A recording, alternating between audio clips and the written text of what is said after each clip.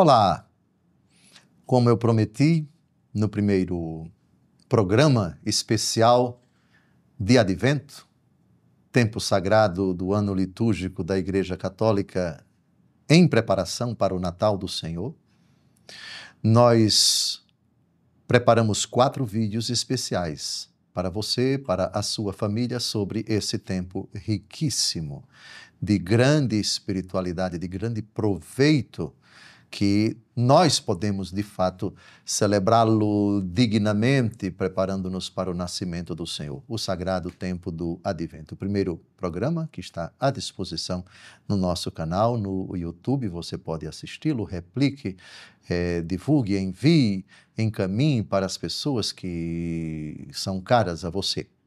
A introdução do tempo do Advento, a origem, o significado da palavra, a origem desse tempo sagrado, como ele surgiu, onde ele surgiu. Nós falamos da província da Gália, falamos da província da Espanha, falamos de Roma, como surgiu e como foi se consolidando essa festa na Igreja ao longo dos séculos, a partir do século IV, depois V, depois VI, depois essa festa vai se estendendo a todas as dioceses, a todas as igrejas particulares do orbe católico.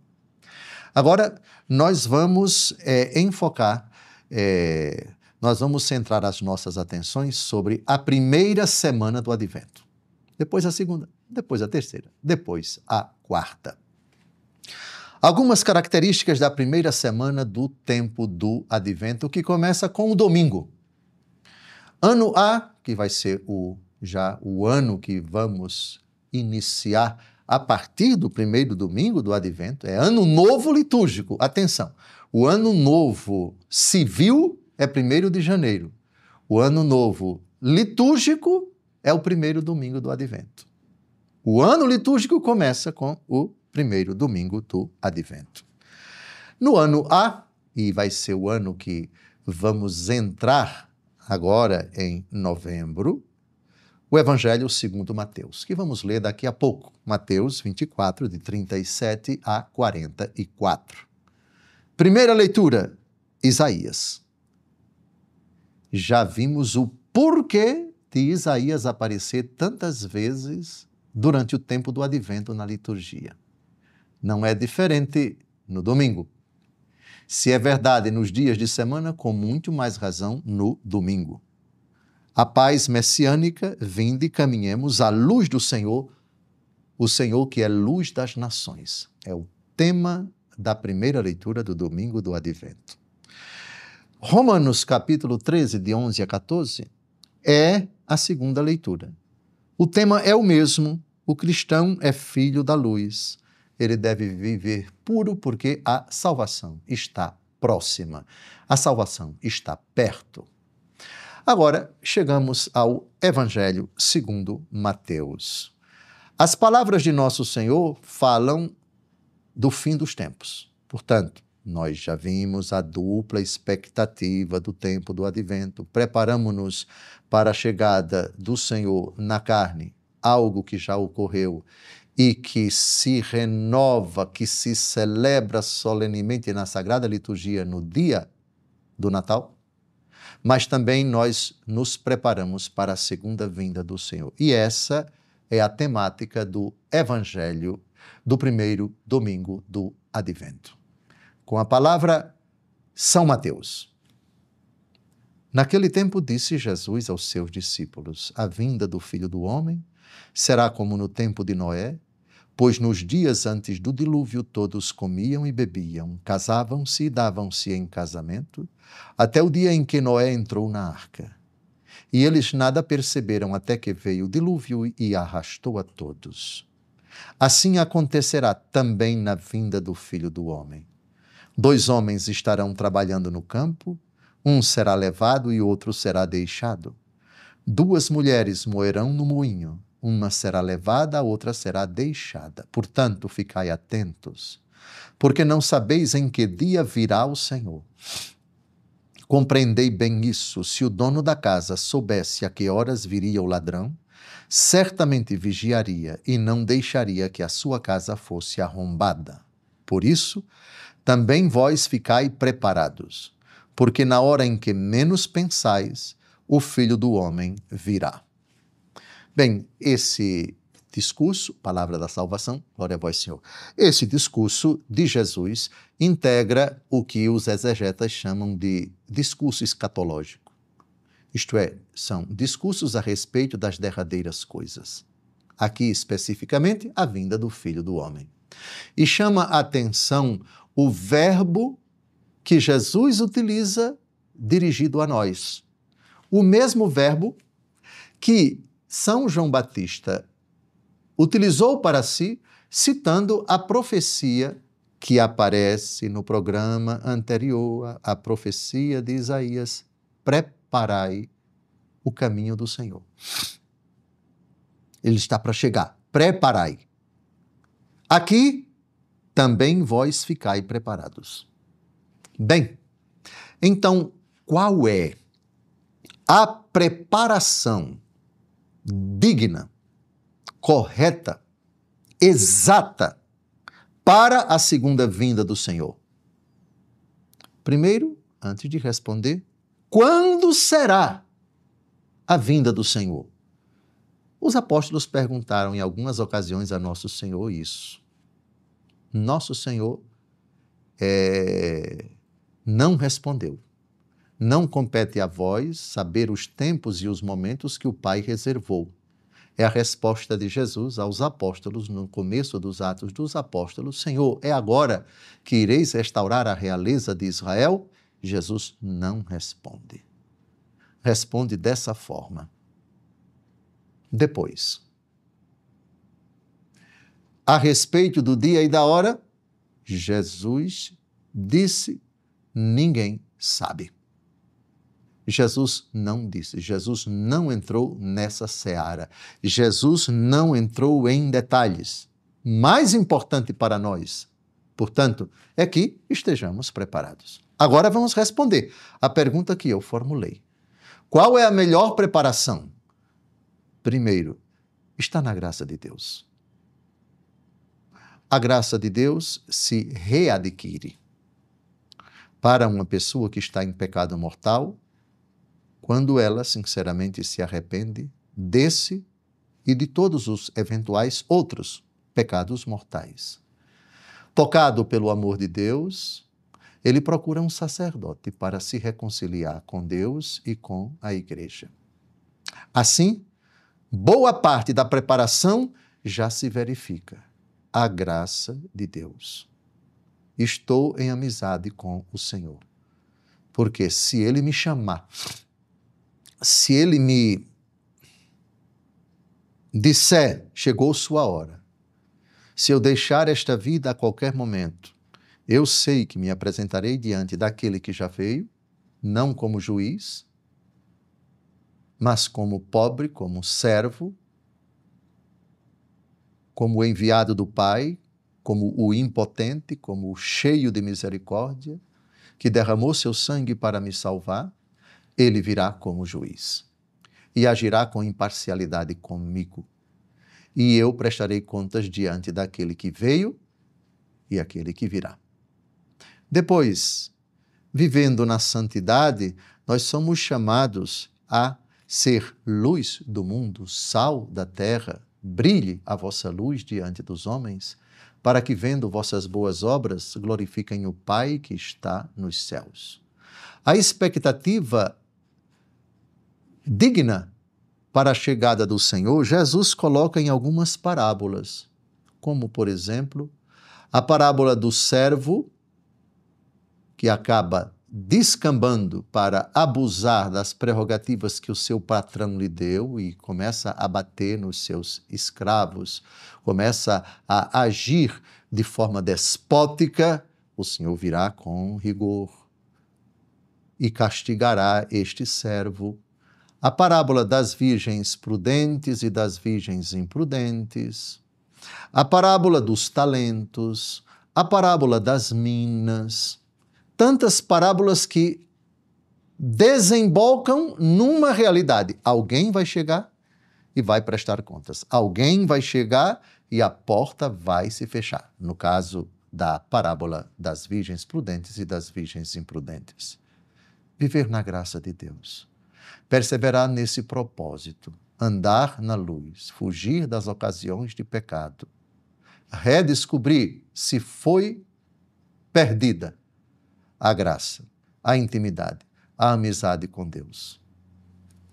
São Cirilo de Jerusalém, bispo e doutor da Igreja do século IV, tem uma obra, talvez a mais importante do seu grande epistolário, dos livros que ele escreveu. E essa obra trata das duas vindas de Cristo. Eu escolhi esse texto porque, primeiro, eu sou apaixonado pelos padres da Igreja, pelo amor de Deus. Então, para falar dessas duas vindas de Cristo, que são a temática principal do tempo do Advento, aliás, a temática do tempo do Advento, as duas vindas de Cristo. E ele dedica algumas linhas a essa realidade, prepararmos-nos para as duas vindas de Cristo. Vamos então ao texto que vai aparecer aí na tela do seu celular, do seu computador, do seu televisor. Anunciamos a vinda de Cristo, não apenas a primeira, mas também a segunda, muito mais gloriosa. Porque a primeira revestiu um aspecto de sofrimento, mas a segunda manifestará a coroa da realeza divina. Aliás, tudo o que concerne a nosso Senhor Jesus Cristo tem quase sempre uma dupla dimensão. Houve um duplo nascimento. Primeiro, ele nasceu de Deus, antes dos séculos. Depois, nasceu da Virgem, na plenitude dos tempos. Dupla descida. Uma, discreta como a chuva sobre a relva. Outra, no esplendor que se realizará no futuro.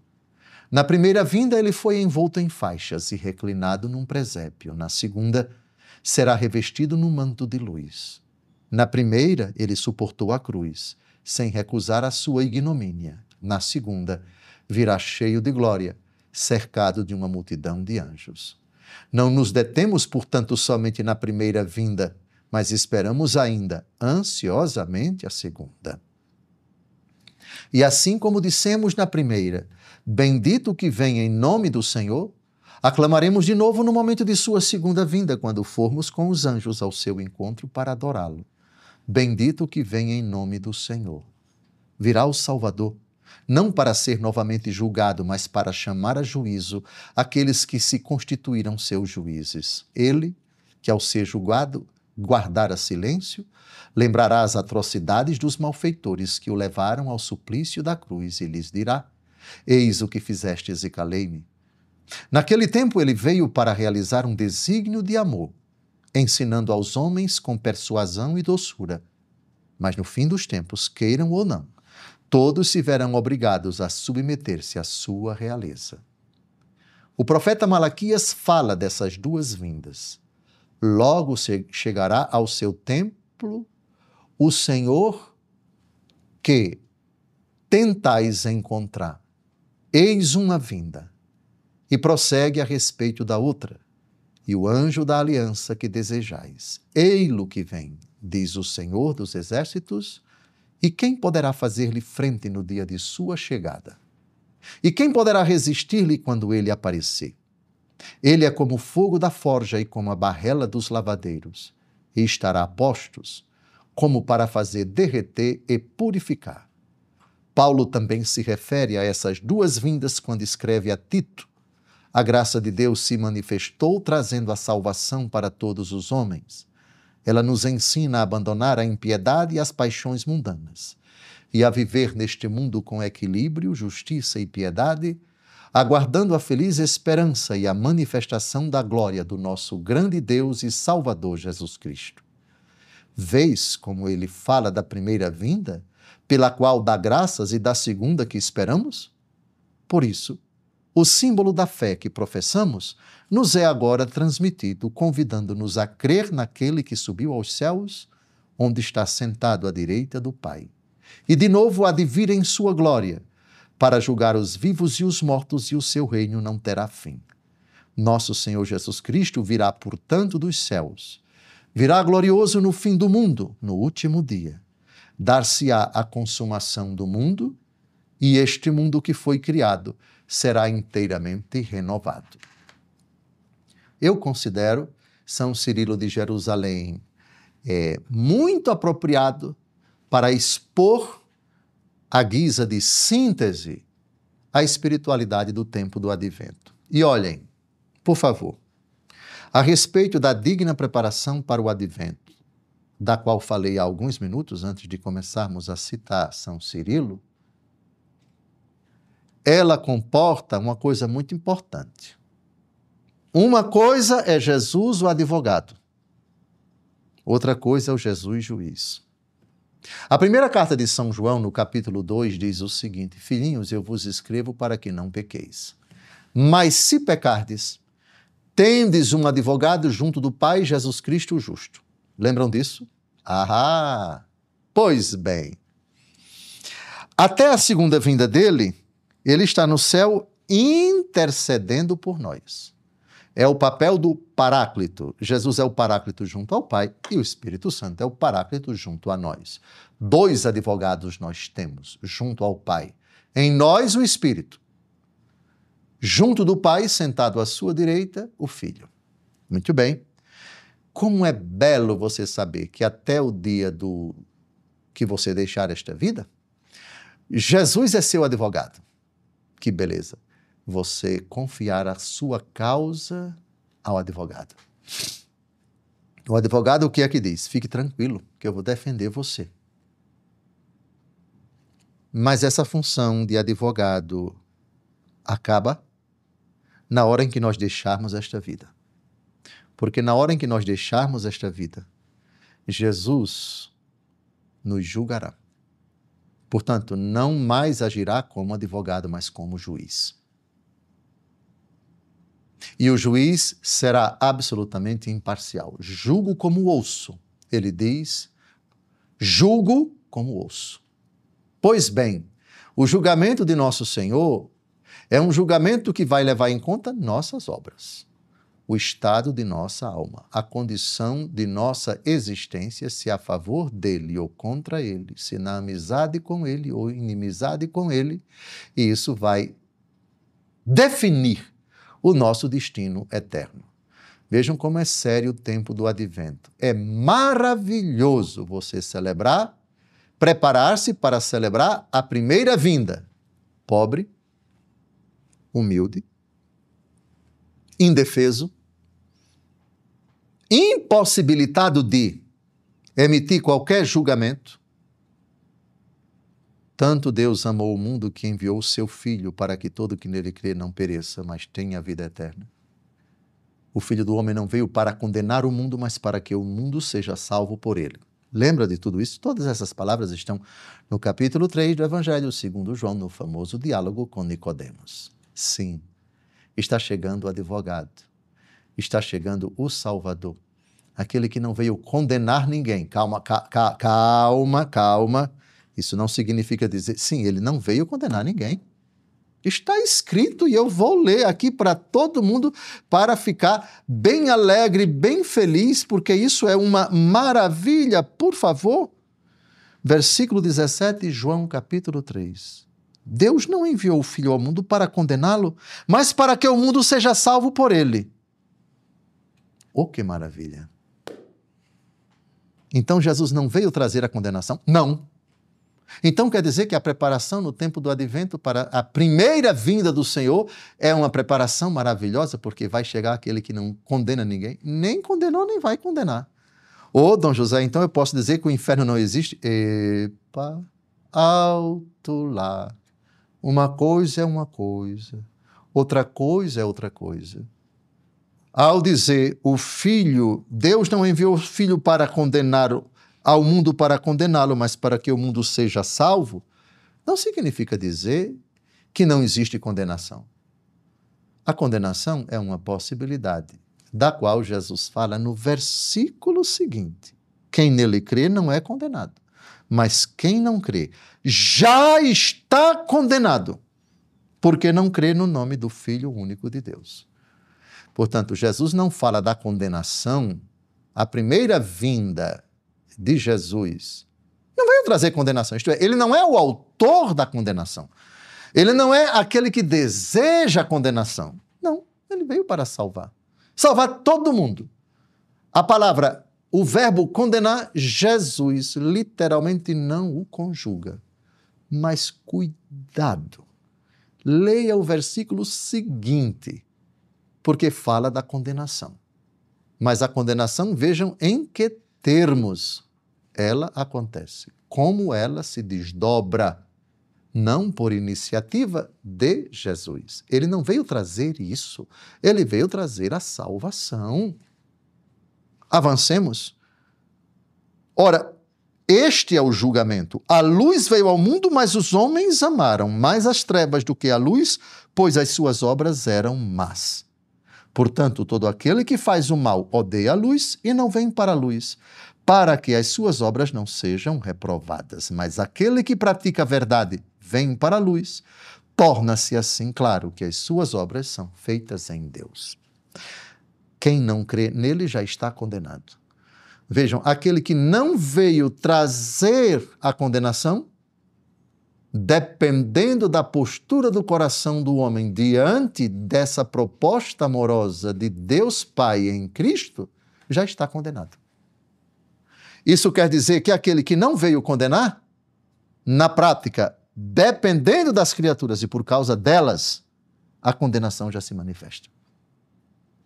Outra, o que veio não para condenar, mas para salvar, virá não para salvar, mas para julgar. Atenção, vindas com finalidades precisas. Primeiro domingo do Advento, o Evangelho fala, acabamos de ler, da segunda vinda. Vejam como é a pedagogia da igreja. O tempo do Advento não começa, Evangelho do primeiro domingo do Advento, não começa ano A, ano B, ano C, falando da primeira vinda de Jesus. Não. Mas falando da segunda. É como se ela dissesse, prepare-se, sem desmerecer a primeira vinda, porque na liturgia da igreja ela vai vir mais para frente, dos dias 17 ao dia 24, porque aquele que aguardamos na liturgia virá muito em breve. Na liturgia, atualizaremos nos ritos sagrados o fato já ocorrido, o fato descontado. A salvação se encarnou, a misericórdia se fez carne, Deus se pequenizou, Deus morreu na cruz por tua causa. O sangue desse menino, tão bonitinho que vai ser adorado pelos pastores, o sangue desse inocente que vai ser venerado pelos magos, que vai ser protegido, amamentado por Maria Santíssima, que vai fugir às pressas para o Egito, que vai voltar do Egito e vai ser levado para Nazaré da Galileia. Antes vai ser apresentado no templo, antes será circuncidado. O sangue dele vai ser derramado, o preço do teu resgate. Celebra com alegria e com júbilo essa realidade. Todavia, ele virá. Ele não veio em vão. Ele não morreu por acaso. O preço do seu resgate foi o sangue que corre nas veias desse menino. O sangue que corre nas veias desse embrião, desse feto, que está no ventre de Maria Santíssima sendo gerado. Mas ele virá um dia com poder e glória. Aí as funções mudarão. Aí a imparcialidade se revelará. Aí o rigor aparecerá. Aí a condenação é uma possibilidade, não da parte dele, mas sim, a ratificação do estado da nossa alma se partirmos desta vida em inimizade com aquele que já veio. Vocês lembram o que significam as palavras de nosso Senhor Jesus Cristo no Evangelho segundo Mateus, capítulo 5, versículos de 23 a 25, o que os padres da igreja dizem a respeito dessas palavras misteriosas? Leio para vocês. Se estás para fazer a tua oferta diante do altar e te lembrares de que teu irmão tem alguma coisa contra ti, deixa a tua oferta diante do altar e vai primeiro reconciliar-te com teu irmão. Só então vem trazer a tua oferta, entra em acordo sem demora com teu adversário, enquanto estás em caminho com ele, para que não suceda que te entregue ao juiz e o juiz te entregue ao seu ministro e sejas posto em prisão. Em verdade te digo, dali não sairás antes de teres pago o último centavo. Fique sentado, por favor, porque agora você vai se assustar. Talvez você nunca tenha ouvido falar dessa explicação. Ela é assustadora, viu? Vamos lá.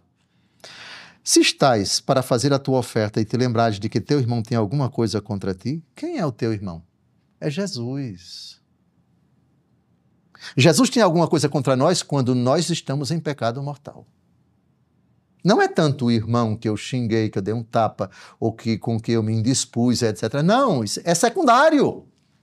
Vem depois. Para os padres da igreja, esse irmão é Jesus. Deixa a tua oferta diante do altar e vai primeiro reconciliar-te com teu irmão.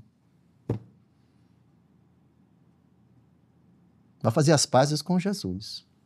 E mais. Entra em acordo sem demora com teu adversário. O adversário não é o demônio, não. Repare que aqui Jesus muda de irmão para adversário. Jesus é nosso irmão porque ele é filho do Pai por essência e nós somos filhos adotivos do Pai pelo seu sangue derramado na cruz e pelo batismo. Jesus é nosso irmão, Deus que se fez irmão, mesmo sem deixar de ser Deus. Portanto, Jesus se torna meu adversário ao não aprovar o meu pecado. Avancemos. Entra em acordo sem demora com teu adversário enquanto estás em caminho. Ou seja, quando você está nessa vida. Se você deixar essa vida, acabou o caminho. Avante. Enquanto estás em caminho com ele, para que não suceda que te entregue ao juiz, é o próprio Jesus o juiz. Segundo aos Coríntios, capítulo 5, versículo 10, todos haveremos de comparecer diante do tribunal de Cristo para prestarmos contas dos nossos atos pelo bem ou pelo mal que fizemos aqui na terra. E o juiz te entregue ao seu ministro. Quem é o ministro? O ministro é o próprio Jesus, na condição de quem vai executar a sentença do juiz. Apartai-vos de mim, malditos, e sejas posto em prisão. Ah, a prisão você já sabe.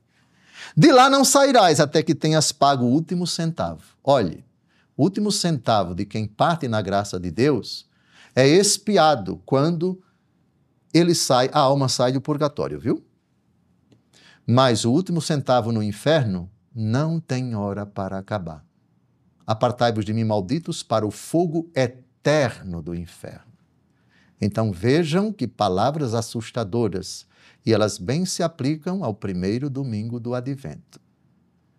Jesus já veio, não foi adversário de ninguém. Morreu e ressuscitou. Agora, se você, caminhando com seu irmão, ele se torna seu adversário, não por iniciativa dele, mas por culpa sua, entre sem demora, em acordo com ele, reconcilie-se com ele, faça as pazes com ele, para que não aconteça que ele te entregue ao juiz. Ou seja, aqui caminhando com você, ele é irmão. Terminou a caminhada, ele vira juiz. E vai julgar você. E vai nos julgar. E entrega também ao carrasco. O carrasco vai te pôr em prisão. Quem é o carrasco? Apartai-vos de mim, malditos. O executor da ordem de Jesus é o próprio Jesus. Mas não se alegre, por favor, demasiadamente, mas serenamente. Também não se desespere, não se entristeça, porque o tempo sagrado do Advento é a expectativa feliz, diz São Paulo na carta a Tito, capítulo 2. Viva essa expectativa feliz. Entre em acordo com o irmão com quem você está peregrinando até o final do caminho, que é até o final da sua vida. Ele virá. E se você está na graça de Deus, se você estiver nessa graça, essa expectativa é feliz. Eu não estou com medo de nada, minha consciência de nada me acusa. Assim eu estou bem preparado para a vinda de Jesus. A primeira na liturgia e a segunda na hora que ele me chamar. Um grande abraço. Deus abençoe você. No próximo encontro, terceiro, avançaremos na espiritualidade do tempo do Advento.